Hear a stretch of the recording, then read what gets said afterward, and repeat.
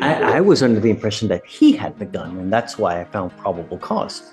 Not that someone else had the gun and he's just standing there. He's like standing while black. On September 30th, 2024, in Harris County, Texas, a young man named Mr. Joyle faced a judge over a charge of evading arrest with a threat of jail time looming. Texas Penal Code Section 38.04. A person commits an offense if he intentionally flees from a person he knows is a peace officer attempting to lawfully arrest or detain him. The officer claimed Joyle ran when police arrived at a Texaco gas station after a vague 911 call about a group of juveniles with a gun. But something felt off. Joyle's lawyer argued he wasn't even the one with the weapon. The judge's sharp questions hinted at doubt, setting the stage for a battle between justice and a potentially overzealous arrest. Up to a year in jail and or a $4,000 fine. We're going to do probable cause. You have the right to remain silent. Anything you say can or will be used against you. You have the right to have an attorney present. If you cannot afford one, one will be appointed to you. Yes, sir. Yes, Judge. On September 30th, 2024, officers were dispatched to a weapons disturbance call in Harris County, Texas. The caller advised that he observed a group of juveniles with a handgun after walking into a Texaco gas station. The caller asked the defendant if he had a gun, to which the defendant stated yes, and that he had it for protection. The officer observed the group walking away from the gas station and activated his lights and sirens. The defendant began to evade upon seeing the officer. The officer had prior interactions with the defendant and knew him by sight and name. The officer later was able to locate the defendant at his residence. So you said that he goes into a gas at Texaco. So, Your Honor, the complainant was walking into Texaco and observed the defendant with another group of juveniles outside the gas station with a handgun. And then Okay, so who has the handgun? the handgun is with the defendant. And the defendant... He has a handgun? Yes, the defendant said he had that for his protection. Read it again. Yes, Your Honor. I must be confused. Read, please. Yes, Your Honor. The officer was dispatched to a weapons disturbance call in Harris County, Texas. The caller advised that he observed a group of juveniles with a handgun after the complainant walked into a Texaco gas station. This is an unknown caller. Yes, it is the caller. That, hey, I saw a gun here. I saw a gun with a group of juveniles. And the caller asked the defendant if the defendant had a gun, to which the defendant stated yes, that he had it for protection. And then the officer observed the group of juveniles walking away from the gas station and activated his lights and sirens. And the defendant... That's when they all scam. Yes, Your Honor. You were on bond for 3 felony cases. I have to imagine that one of the conditions that you're on bond for is no weapons. And now you've picked up another case. So, Stop, don't sing.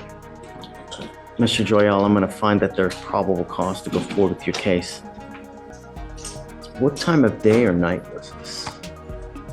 Your Honor, let me check the offense report. Your Honor, it appears to be at, I apologize, I don't know military time, but 13:26 hours. It's 1 in the afternoon. 1 in the afternoon, Your Honor.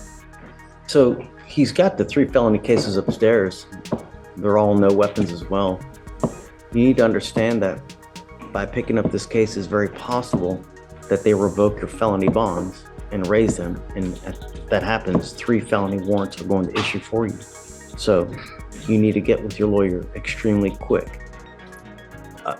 No, don't. But I am ordering you now as a condition of your bond not to be in possession of weapons.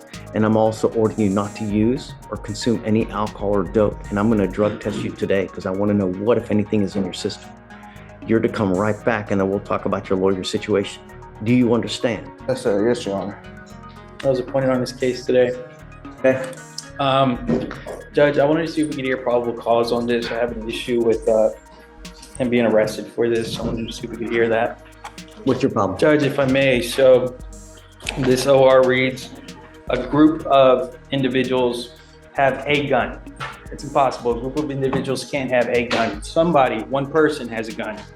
Now, furthermore, So that alerts the officer of a problem, and then he comes to do a further investigation. I get that in and of itself is nothing, but then they go to do a further investigation, right? If I can make another argument, Judge, the person states that he talked to the person that has the gun, specifically talked to the one person that has the gun, and he stated, I have the gun for what, For my protection? Yes, for protection. That's him. No, it's You told me it's him. The initial caller stated he asked the defendant if he had a gun, and then that's when the defendant stated yes, and he had it for protection. In the DMs it says the defendant. It's not, there's two defendants. There's two people arrested. One that actually had the gun. My client doesn't have the gun. He was arrested for evading.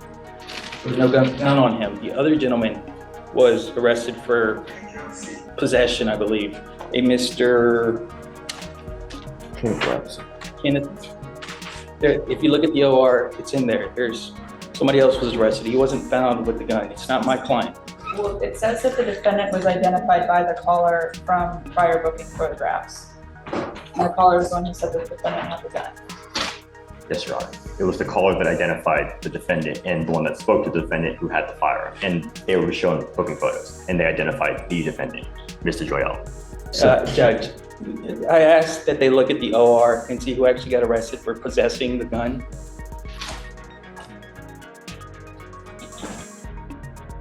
Judge, I think it was the co-defendant that had the gun. He's the one that was charged with unlawful possession of a firearm by a felon. This defendant. The other co-defendant has the gun. I believe so, but that doesn't justify this defendant running away after they've established probable cause to detain him. That's the state's argument in our position for probable cause. What was he doing wrong?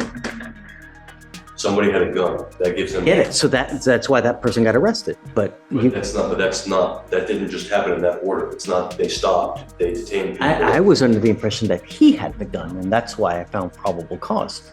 Not that someone else had the gun and he's just standing there. He's like standing while black. You know, he's like. Specifically talked to the person that had the gun. Identify If who you that can person show was. me something that he's doing something wrong, then okay. But I was under the impression that he did that and then he takes off, hence the evading. If he's take your time, there's no rush, right? But if he's doing something wrong, then they're going to investigate him for doing something wrong, and he takes off. That's a different question. But if he's doing nothing wrong and just standing there, no. As the hearing unfolded, the judge dug deeper, exposing cracks in the prosecution's story. U.S. Constitution, Amendment 4. The Fourth Amendment protects against unreasonable searches and seizures. The 911 caller mentioned a group, but no clear description pointed to Joyelle as the gunman. Yet the officers zeroed in on him. Joyelle's attorney pressed hard. Another person was charged with possessing the gun, not Joyelle, who was merely standing while black. The judge grew skeptical, noting the officer didn't know who had the gun when he rolled up. Was this a case of racial profiling dressed up as probable cause? The courtroom tension peaked as the judge weighed cutting Joyelle loose. And this guy that they talked to Hold on. admits. I get it. Let me see if they have anything else. If not, then I'm gonna cut them loose. Sounds good, Judge. Have a seat, please. Okay. Judge, so I'm going off of the OR. There's a couple of descriptions that are in here. First, there's two people that seem to be involved. One is the store clerk, and then one is the person that says he sees somebody dumping a gun. Now, we don't know what description is what, but under the point where it says prohibited weapon suspect, the suspect was described as a black male wearing a black shirt and two-tone colored jeans. It doesn't say who's making this description, whether it's the convenience store person or this second witness. And Ricardo, I can clarify that. Judge, we called the officer beforehand. They indicated that they did not know when they came up who was there, like who exactly had the gun. We listened to the 911 call. The 911 caller just indicates there's a group of juveniles. There's three black males, 2 Hispanic, 1 white, and one of them indicated to me that he had a gun, one of the black males. But at that time, they didn't have a description, a decisive description to indicate it was one of those males. Like in this case, if he was Hispanic, Yes. could be no probable cause. If he was white, could be no probable cause, Yes. right? Because we know that when the officer goes to investigate, it could not have been that person. But when he's going to do his investigation, he's knows one of the black males has a gun, but he doesn't know who. So he has to do the investigation. But for him being able to do it, they all take off. If I may, Judge. So my argument is just based off of the OR. My understanding is that they're going outside of the OR. They could supplement this case if they want to. They could refile it. I really want to know what the officer, all I want to know is what the officer knew about who had the gun when he went up there. Did he know anything about which defendant had it? It's not in the OR, Judge. There's the problem. Understood. Okay. If you find something different later on, then reapproach and show me, and then I'm happy to redo probable cause. If you can show me that there's something different, I'm always happy to re-entertain it and do it again. But The only thing I can show you is what's in the OR where it says the description of the black male wearing a black shirt and two-tone colored jeans. And to be clear, Judge, we will be contacting the officer again today and having them file a supplement to correct. you're telling me that when the officer rolled up to all those people out there, he knew the person that had the gun was wearing a black shirt and two-tone colored jeans? Is that what you're saying? I don't know what the officer knew, Judge. Because if that's the case, if he knows, if he's going up to the group of kids and knows that the gun holder was wearing that, and he's not wearing that, then we know it's no probable cause. All I'm stating is what's in the OR. I don't have the answers that you're asking for. He's getting the answers based on a phone call that I don't have access to. I don't have. Yeah, well, I'm not considering that. I don't care about Okay, that. so then I don't care what he's telling me. All I care about at this point is what the officer knew when he goes up to do his initial investigation. Okay, and just to be absolutely clear, page 7 indicates specifically who told the officer that description, and it's the second witness, not the first witness that they had information about when they rolled up. The second witness that identified him dumping the gun. Who is the second? It's just somebody that identified him as there's a juvenile male just dumping a gun. Is this just a random person that's in I believe so, Judge. in the Texaco? It's just a third-party witness. So the first witness is the gas station attendant. Yes, The sir. second witness is just a citizen, somehow sees the gun and alerts authorities, hey man, I see someone with a gun. It's alarming. And he didn't give a description? They did. This person did give a description. They said black male with a black shirt and two-tone jeans. But So that he was- does say that to the officer? No, Judge. That was after the people had already run. The only thing the officers knew was what they had in the first 911 call, was that a black male identified, said that he did it, but there was 3 of them, and 2 Hispanics and a white male, and they all ran. So they had PC to at least stop the What did 3 the white- 911 callers say as far as who had it? They just said, Morgan, can you clarify Can we exactly play what it? they said? The 911 caller didn't give an exact description. He said, and I will say, it kind of appears as though English may not be his first language. When he's speaking to the person on 911, he says that there was a group of juveniles that came into the store, one of them had a gun. He asked if he was licensed. The individual said no, and he asked them to leave, and then he called the police, and he said it's a group of 4 men. This is the actual This is the actual 911? attendant. No, but the gas station attendant. Yes. The person working it. Yes. And he doesn't give a description at that time. He doesn't. The 911 operator does not ask, That's what my is the person wearing? I mean, what? But he said that they walked outside and that they're in the parking lot, like the same people that were just in. So then the officer goes to do the investigation, they all bolt. I don't think they all bolted. Oh, they didn't? Who bolts? My guy bolts. And then the person with, They all bolt? Yes, they did. all of them do. Did they all get charged with the, I don't know if they caught anybody else. I'm telling Judge, and the reason They why I didn't brought up catch his him. criminal history is because I'm telling you, he's known in the community. right, He's how they known. got to him? Yeah. If they all They know. bolted, why didn't the guy with the gun get charged with evading as well? Appreciate it. If they Because all bolted. they got the felony charge, that's why. They could have been it would have been a dick move and charge him with the one, again, they could have, but he's lucky they didn't. You know, that's like you get a DWI and then they give you a speeding ticket on top of it, right? That's Make the insult to argument, Judge. injury. I just make the argument.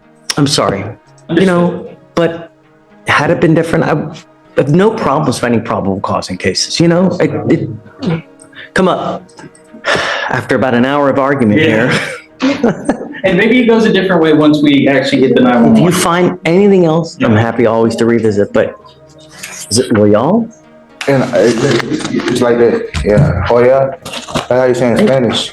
Well, yeah. Yeah, that's how you say in No, with a Spanish. J, that's right. Yeah, Right. It was Spanish. So I am going to find that there's probable cause, okay? When you hang with dogs, you get fleas. I know. You now know. I know now. Just listen. You are on bond for 2 very serious felony cases, right? Is it just 2 or is it like 3? He's got 3 other cases, Judge. I'm just representing. No, you shouldn't be hanging out with dogs because you could get in a lot of trouble. Yes, sir. Even standing there. Life is more difficult for you because of who you are, and you need to be aware of this.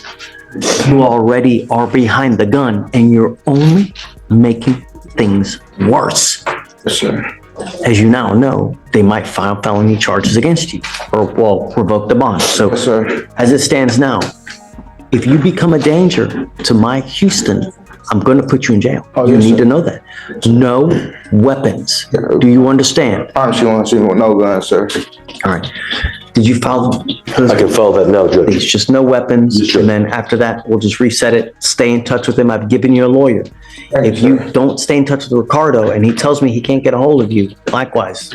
Okay? Yes, sir. Okay, man. In a stunning turn, the judge ruled there wasn't enough evidence to hold Joyle, prioritizing fairness over a shaky arrest. Terry v. de Ohio, 392, U.S. 1, 1968. Probable cause requires specific, articulable facts, not mere suspicion. He criticized the officer's vague assumptions and refused to let Joyle be punished for someone else's actions. But the judge didn't stop there. He warned Joyle about his 3 pending felony cases, urging him to steer clear of trouble. You're on bond for serious charges. Don't hang with dogs or you'll get fleas. This sharp-witted judge saved Joyle from an unjust charge while delivering a life lesson, proving that true justice balances mercy with accountability. Like and subscribe for more police cam stories. Watch the next recommended video click to watch now.